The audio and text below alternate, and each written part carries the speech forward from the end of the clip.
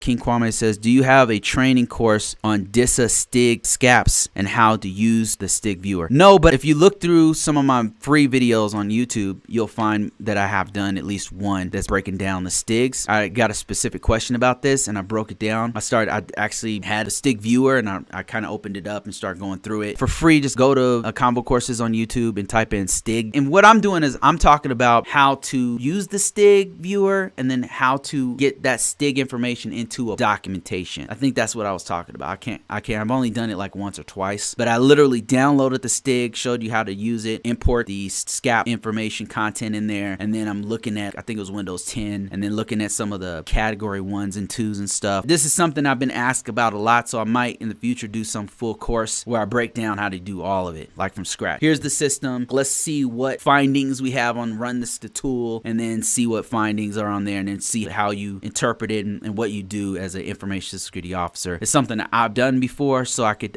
totally teach that.